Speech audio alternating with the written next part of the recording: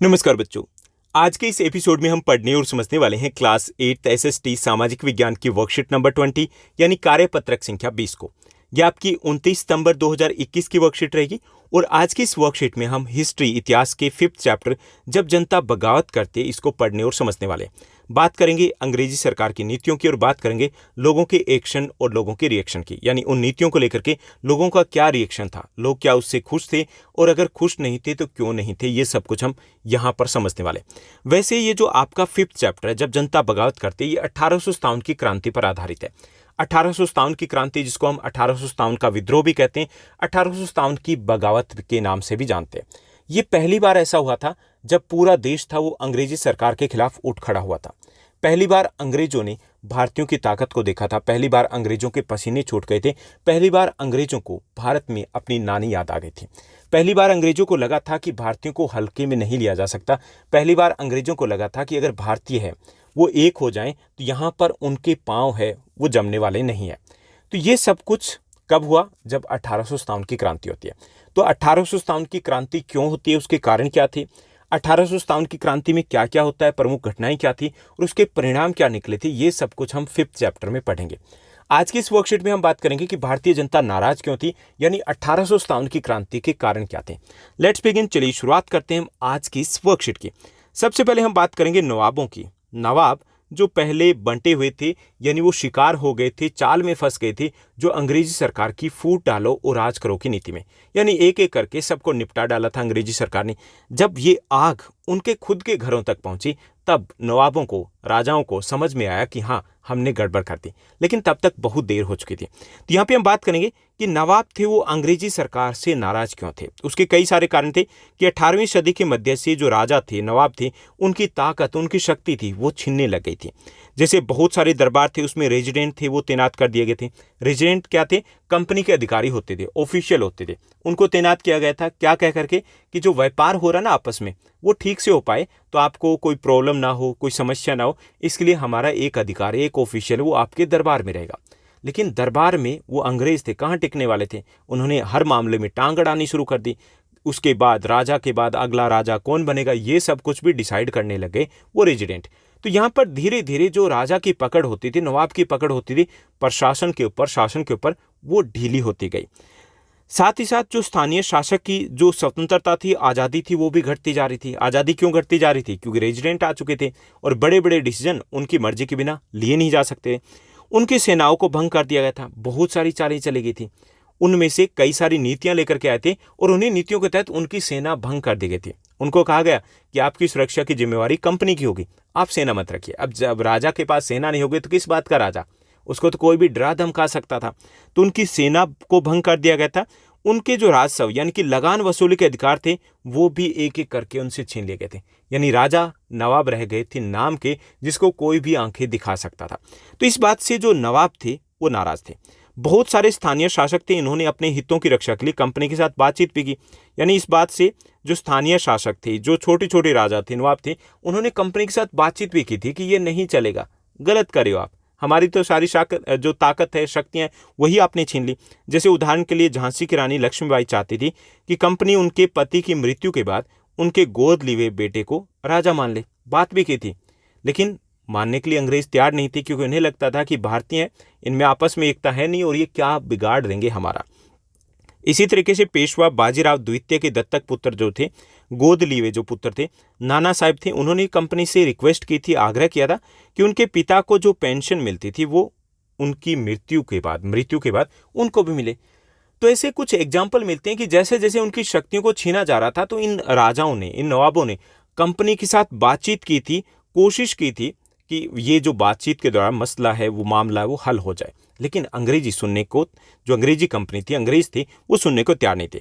अपनी श्रेष्ठता और सैनिक ताकत के नशे में चूर कंपनी ने इन निवेदनों को, इन रिक्वेस्ट को, इन एप्लीकेशन को ठुकरा दिया था। 1801 में अवध पर एक सहायक संधि थोपी गई, सहायक संधि थोप दी गई जबरदस्ती। सहायक संधि का अर्थ यह था कि आपकी जो रक्षा है उसकी जिम्मेवारी कंपनी की रहेगी। ठीक, कंपनी आपकी सुरक्षा करेगी, आपको सेना रखने की कोई जरूरत नहीं है, बल्कि इसके लिए आपको खर्चा देना पड़ेगा। ओके, 1856 में अंग्रेजों ने अवध को अपने कब्जे में ले लिया। यानी कि उस वक्त तो उसको एक तरीके से कमज़ोर किया गया। 1856 में उसको कब्जे में ले लिया। क्या कहा गया, ये ऐलान किया गया कि जो रियासत है अवध है उसका शासन ठीक से नहीं चल पा रहा, हम ठीक से चलाएंगे। इसलिए इसको दुरुस्त करने के लिए जो ब्रिटिश ईस्ट इंडिया कंपनी है उसके अधीन अवध का आना जरूरी है। तो इसे बहुत सारे कोशिशें की थी ब्रिटिश ईस्ट इंडिया कंपनी ने इन नवाबों को, इन राजाओं की शक्तियों को कुचलने की, और इससे राजा जो थे, नवाब जो थे, वो नाराज थे।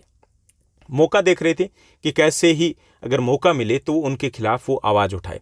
और ये जो मौका था वो कब मिलता है, जब सभी भारतीय इकट्ठे हों, क्योंकि उनके पास तो शक्तियां थी नहीं, अपने दम पर वो आवाज नहीं उठा सकते थे। इसलिए जब 1857 की क्रांति होती है तो इनमें से ज्यादातर जो राजा थे, ज्यादातर जो ऐसे नवाब थे, उन्होंने भारतीयों का साथ दिया था। अंग्रेजों के खिलाफ उन्होंने तलवार उठा ली थी। इसी तरीके से अगर मुगलों की बात करें तो कंपनी ने मुगलों के शासन को खत्म करने की भी पूरी योजना बना ली थी। तो जो मुगल वंश के कह सकते हैं समर्थक थे या मुगल वंश से संबंधित जो भी थे, वो भी अंग्रेजों से नाराज थे। तो कंपनी ने सबसे पहले क्या किया कि जो कंपनी अपने सिक्के जारी करती थी उनसे मुगल बादशाह का नाम हटा दिया। ठीक, क्योंकि पहले मुगल बादशाह के नाम से ही सिक्के जारी किए जाते थे, क्योंकि वो पूरे देश के सम्राट थे। तो वो सबसे पहले उन्होंने किया कि वहां से मुगलों का, जो मुगल बादशाह उनका नाम हटा दिया गया। उसके बाद 1849 में गवर्नर जनरल डलहौजी थे, उन्होंने ऐलान किया कि बहादुर शाह जफर की मृत्यु के बाद बहादुर शाह जफर हैं उनके परिवार को लाल किले से निकालकर किसी दूसरी जगह पर भेज दिया जाएगा। ठीक, दूसरी जगह पर बसाया जाएगा। यानी यहाँ पे सीधे तौर पे कह दिया गया था कि जब तक मुगल बादशाह ये हैं तब तक बहादुर शाह जफर है, तब तक उनका नाम चल रहा है, उसके बाद टाटा बाय बाय, आपको जाना पड़ेगा। 1856 में गवर्नर जनरल लॉर्ड कैनिंग है, उन्होंने फैसला किया कि बहादुर शाह जफर आखिरी मुगल बादशाह होंगे। उनकी मृत्यु के बाद उनके किसी भी वंशज को बादशाह नहीं माना जाएगा, उन्हें केवल राजकुमारों के रूप में मान्यता दी जाएगी। यानी यहाँ से बिल्कुल ही जो मुगल वंश है उसका अंत कर दिया जाता है। तो यहाँ से जो मुगल वंश के सम्राट थे, जो राजकुमार थे या उनके जो समर्थक थे, वो भी अंग्रेजी सरकार से नाराज थे और वो भी चाहते थे कि मौका मिले और मौके पे हम चौका मारे। तो यहाँ पर हमने देखा कि कैसे राजा जो थे, नवाब थे, वो नाराज थे अंग्रेजी कंपनी से, ईस्ट इंडिया कंपनी से। अब अगर हम बात करें किसानों की या फिर सिपाहियों की, तो वो भी नाराज थे ब्रिटिश ईस्ट इंडिया कंपनी से। क्यों नाराज थे? कि कंपनी के तहत काम करने वाले भारतीय सिपाहियों के असंतोष की भी अपनी वजह थी। कई नियम थे जो उनकी धार्मिक भावना और आस्थाओं को ठेस पहुंचाते थे। उस जमाने में बहुत सारे लोग थे वो समुद्र पार नहीं जाना चाहते थे, क्योंकि उस वक्त ये कहा जाता था कि समुद्र पार जाना अच्छा नहीं माना जाता था, उसको पाप माना जाता था। तो बहुत से लोग थे उस बात को मानते थे और समुद्र पार नहीं जाना चाहते थे। उन्हें लगता था कि समुद्र यात्रा से उनका धर्म, उनकी जाति भ्रष्ट हो जाएंगे। जब 1824 में सिपाहियों को कंपनी की ओर से लड़ने के लिए समुद्र के रास्ते बर्मा जाने का आदेश मिला तो कईयों ने इस हुक्म को मानने से इनकार कर दिया। उनको लगा कि जो अंग्रेजी सरकार है उनके धर्म को भ्रष्ट करना चाहती है। उन्हें जमीन के रास्ते से जाने में इतराज नहीं था। सरकार का हुक्म न मानने के कारण उन्हें सख्त सजा दी गई और इससे अंग्रेजी सरकार से सिपाही थे वो नाराज हो जाते हैं। पहला कांड था। दूसरा कांड ये था कि भारतीय सिपाहियों को उच्च पदों पर नियुक्त नहीं किया जाता था, तो इससे भी उन्हें लगता था कि उनके साथ भेदभाव हो रहा है। तीसरा ये था कि एक जैसा काम करने के बावजूद भारतीय सैनिकों का वेतन था वो अंग्रेजी सैनिकों की तुलना में कम होता था, इससे भी भारतीय सैनिक थे वो नाराज थे। चौथा कांड था भारतीय सैनिक थे उनके साथ दुर्व्यवहार किया जाता था, उन्हें गालियां तक दी जाती थी, इससे भी भारतीय सैनिक थे वो नाराज थे, यानी कि वो असंतुष्ट थे अंग्रेजी सरकार से। इसके बाद एक और कारण भी होता है, तत्कालिक कारण जिसको बोलते हैं इमीडिएट कोर, जिसके कारण 1857 की क्रांति होती है। उस वक्त नई इनफील्ड राइफल थी वो दी गई थी सिपाहियों को अंग्रेजी सरकार के द्वारा। उन सिपाहियों में चर्बी वाले कारतूस थे, ओके, और उनको मुंह से छीलने के बाद उन कारतूसों का प्रयोग किया जाता था, ओके। वो एक अफवाह फैल जाती है। अफवाह ये फैलती है कि जो चर्बी वाले जो नए कारतूस है, वो जो कारतूस है उनमें चर्बी लगी हुई है। किसकी? उसमें गाय और सूअर की चर्बी लगी हुई है। और जो गाय है उसको हिंदू पवित्र मानते हैं और सूअर है उसको मुस्लिम है वो अपवित्र मानते हैं। तो इससे दोनों समुदाय के जो सैनिक थे वो नाराज हो गए और उसी के कारण क्रांति होते हैं। तो ये जो कई सारे कारण थे जिससे जो सैनिक थे वो ब्रिटिश ईस्ट इंडिया कंपनी से नाराज थे। इसी तरीके से जो किसान थे वो भी नाराज थे, क्योंकि बहुत सारे जो सिपाही थे वो खुद किसान थे और किसानों के हालात थे बड़े खराब थे, क्योंकि कर लगान बहुत ज़्यादा अधिक था और लगान अधिक होने के कारण उनके पास आय के अन्य कोई साधन ही नहीं थे, बचत हो ही नहीं पाती थी और सरकार थे उनकी तरफ बिल्कुल भी ध्यान नहीं दे रही थी। तो बहुत सारे किसान थे जो अपने गाँव को छोड़ करके शहरों की तरफ चले गए थे। खेती बाड़ी छोड़ने के अलावा कईयों के पास तो विकल्प ही नहीं था, इसलिए वो खेती में अटके हुए थे, लटके हुए थे और कोई विकल्प नहीं था। लेकिन वो नाराज़ थे कि उनके हालात जो बुरे हालात हैं उसका बड़ा कारण अंग्रेजी सरकार है। तो यहाँ पे हमने देखा कि नवाब नाराज थे, राजा नाराज थे किसान और नाराज थे सिपाही। इसके साथ साथ जो आम जन था वो कई और कारणों से भी नाराज थे। जैसे जो अंग्रेजी सरकार थी उन्होंने कई समाज सुधार के कार्य किए थे। वैसे अगर हम आज के समय में देखें तो समाज सुधार के कार्य बेहतर थे, अच्छे थे, लेकिन उस समय लोगों को लगा कि नहीं, ये हमारा धर्म भ्रष्ट करना चाहते हैं, हमारी संस्कृति, हमारी कल्चर को ये डिस्ट्रॉय करना चाहते हैं, नष्ट करना चाहते हैं। कौन से सुधार कार्य थे? जैसे कुछ ऐसे कार्य थे जो गलत थे भी और लगे भी होंगे। जैसे ईसाई मिशनरियों को खुलकर काम करने और अपने धर्म को प्रचार करने की छूट दे दी गई थी। यहाँ तक कि उनकी जमीन संपत्ति जुटाने की भी छूट दे दी गई थी। इससे भारतीय लोग थे, चाहे वो किसी भी धर्म के अनुयायी थे, वो नाराज थे। उन्हें लगता था कि हमारे धर्म को भ्रष्ट किया जा रहा है, हमारे धर्म को नष्ट करने की कोशिश की जा रही है। तो एक कारण ये भी था। दूसरा था सती प्रथा को रोकने के लिए कानून बनाया जाता है। 1829 में राजाराम मोहन रॉय के प्रयासों से सती प्रथा को कानूनी तौर पर अवैध घोषित कर दिया जाता है। ऐसे ही 1856 में विधवा पुनर्विवाह, उसको लेकर के कानून लाया जाता है कि विधवा पुनर्विवाह वो किया जा सकता है। अब उस वक्त ये दोनों समाज की एक परंपराएं थी, हालांकि थी कुरीतियां, लेकिन लोगों को लगा कि हमारी कुरीतियों में इंटरफेयर करें अंग्रेजी सरकार, हमारी जो कल्चर है उसको डिस्ट्रॉय करने की कोशिश करें। इससे भी कुछ लोग नाराज थे। इसके साथ साथ अंग्रेजी भाषा को खूब बढ़ावा दिया गया।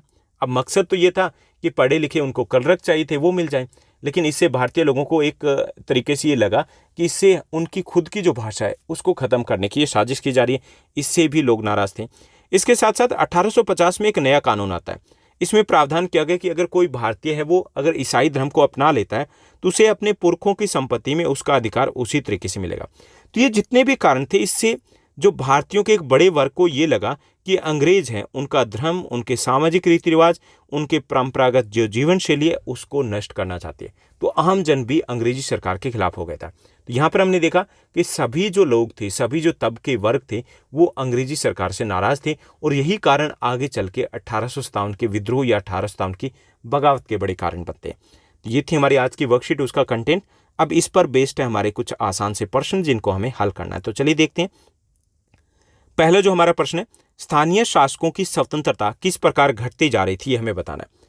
तो पहला, बहुत सारे दरबारों में रेजिडेंट थे वो तैनात कर दिए गए थे, यानी कि यहाँ से एक तरीके से वो प्रशासक बन गए थे और बहुत ज़्यादा उंगली करने लगे थे राजा के काम में। दूसरा, उनकी सेनाओं को भंग कर दिया गया था। जो स्थानीय नवाब थे, राजा थे, उनकी सेनाओं को भंग कर दिया गया था। उन्हें कहा गया कि हम है ना, लेकिन इससे क्या हुआ, जो नवाब थे उनकी शक्तियां छिन गई थी। तीसरा, उनसे लगान वसूली के अधिकार भी छीन लिए गए थे, जो सम्राट थे, जो राजा थे, नवाब थे।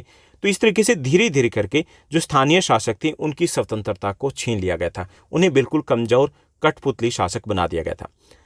उसके बाद दूसरा हमारा प्रश्न रहेगा सेकंड क्वेश्चन। चलिए देखते हैं सेकंड क्वेश्चन में क्या है। सेकंड जो हमारा क्वेश्चन दिया गया, कंपनी ने मुगल शासकों के आधिपत्य को किस प्रकार खत्म किया, ये हमें बताना है। यानी मुगल शासकों के दबदबे को कैसे, उनके शासन को कैसे खत्म किया। कंपनी ने, सबसे पहले कंपनी ने जो कंपनी के द्वारा जारी किए गए सिक्कों से मुगल बादशाह का नाम हटा दिया। उसके बाद ब्रिटिश ईस्ट इंडिया कंपनी ने यह घोषणा की कि बहादुर शाह जफर अंतिम मुगल सम्राट होंगे और ये भी घोषणा की कि उनकी मृत्यु के बाद बादशाह के परिवार के सदस्यों को लाल किले से निकाल दिया जाएगा। यानी धीरे धीरे करके उन्होंने सबसे पहले सिक्कों से जो नाम गायब किया। उसके बाद घोषणा की कि मुगल बादशाह है वही अंतिम राजा होंगे, सम्राट होंगे। उसके बाद घोषणा की कि वो लाल किले में नहीं रहेंगे। धीरे धीरे करके उनको साइड में लगा दिया गया।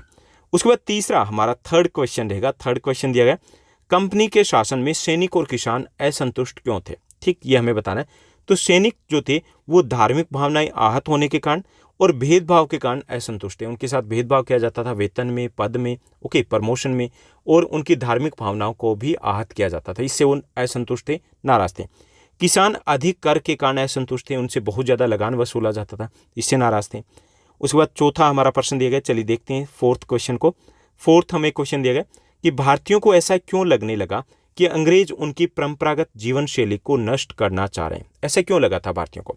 पहला, ईस्ट इंडिया कंपनी ने ईसाई मिशनरियों को खुलकर काम करने की छूट दे रखी थी, यानी कि वो ईसाई धर्म का प्रचार प्रसार कर सकते थे और लोगों का धर्म बदलवा सकते थे। इससे भारतीय लोगों को लगा कि कुछ गड़बड़ है। दूसरा, सती प्रथा और विधवा विवाह के लिए कानून बनाए गए थे। इससे भी भारतीय आम जनता को लगा कि हमारी जो कल्चर है उसमें इंटरफेयर किया जा रहा है। इससे भी भारतीय लोग नाराज थे। तीसरा, अंग्रेजी भाषा का खूब प्रचार प्रसार किया गया। इससे भी भारतीयों को लगा हमारी भाषा, हमारी लैंग्वेज, हमारी संस्कृति, उसके ऊपर अटैक किया जा रहा है। तो इन सब बातों के कारण भारतीयों को लगने लगा कि अंग्रेज उनकी परंपरागत जीवन शैली को नष्ट करना चाह रहे हैं, उनकी संस्कृति को नष्ट करना चाह रहे हैं। तो ये थी हमारी आज की बेहद आसान वर्कशीट। उम्मीद करता हूँ सब कुछ आपको अच्छे से समझ में आया होगा। अगर आपको ये वीडियो, ये वर्कशीट अच्छी लगी तो इस वर्कशीट को लाइक कीजिएगा, शेयर कीजिएगा। आप अपने फ्रेंड्स के साथ शेयर कर सकते हो, अपने क्लास के ग्रुप में शेयर कर सकते हो, और एक छोटा सा कमेंट जरूर कीजिएगा। जब भी आप कमेंट करते हो अच्छा लगता है, फीडबैक मिलता है कि जिन स्टूडेंट्स के लिए हम वर्कशीट बना रहे हैं वहाँ तक ये वर्कशीट पहुँच रही है और ठीक से पहुँच रही है। आज के लिए बस इतना ही। Thank you, bye bye, have a nice day. मिलते हैं नेक्स्ट वीडियो में।